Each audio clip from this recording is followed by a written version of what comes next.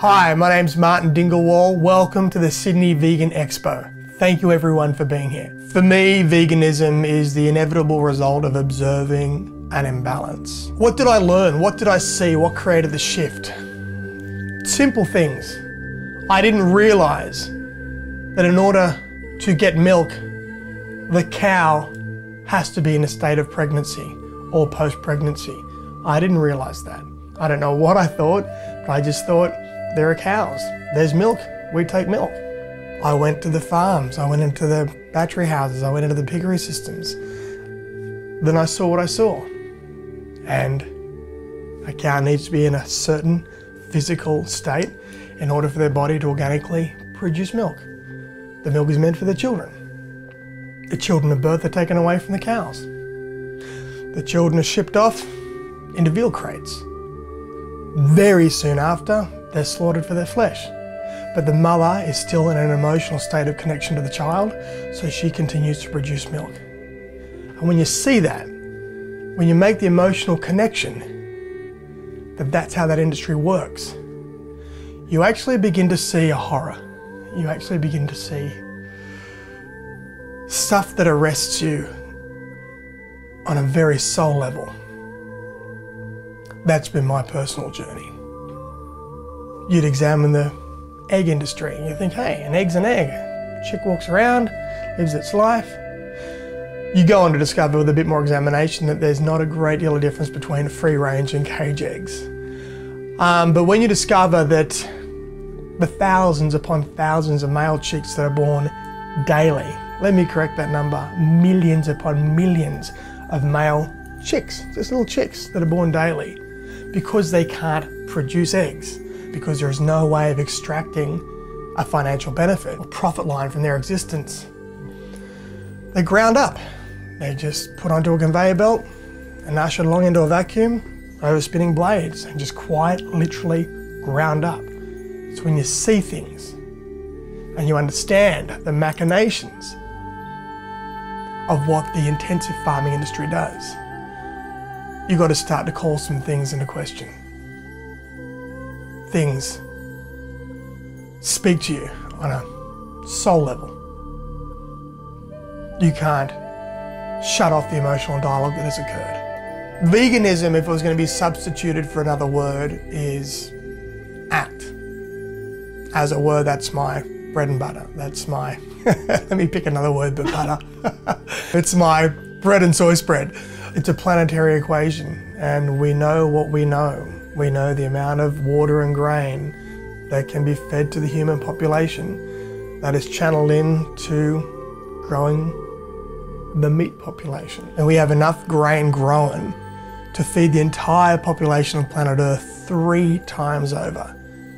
Yet we have 11,000 people die per day of starvation because we channel all that grain and water into the factory farming industry to provide burger patties for the first world.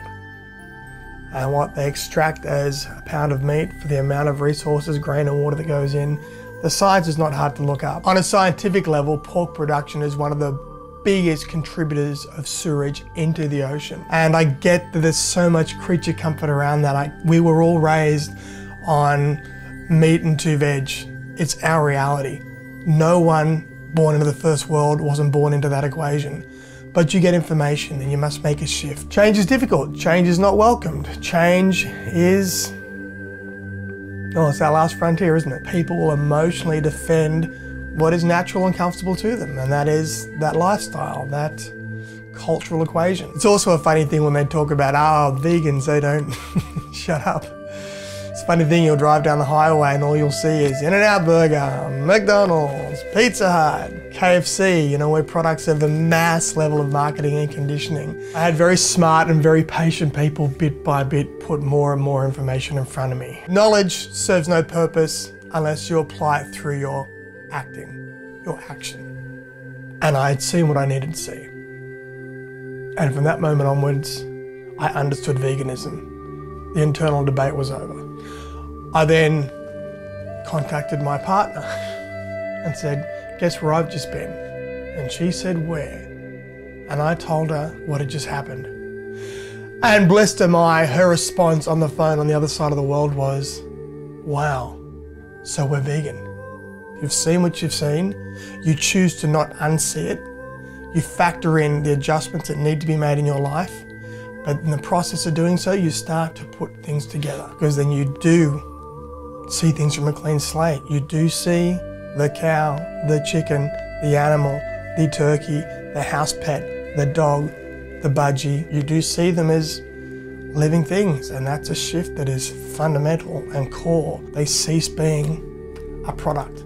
And when you've been lucky enough to experience or move through that wall of fire, experience that shift, it is actually a profound veil being lifted by knowing what the problem is, and by knowing that if you recruit yourself on some level of responsibility as part of the problem, your capacity to be part of the solution is immediate, is applicable, and has nothing but win-win. It was a Yoda that said, "You are not this crude matter, you are luminous being."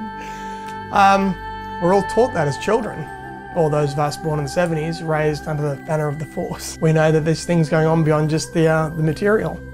And veganism as a choice has you feeding all those levels. And knowing that every single day, 3 times a day, you vote with your money, you vote with your dollar. The impact of that is so undeniable and empowering, and serves you on so many levels. Every time you defend violence by saying it's a personal choice, you are leaving someone out of the equation. By saying it's a personal choice to inflict your desires, which in this case means death, it's no different to saying it's my personal choice to commit any other violation that we collectively agree is inhumane.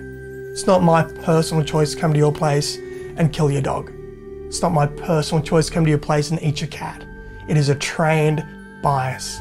Veganism is every time someone recruits themselves against that bias.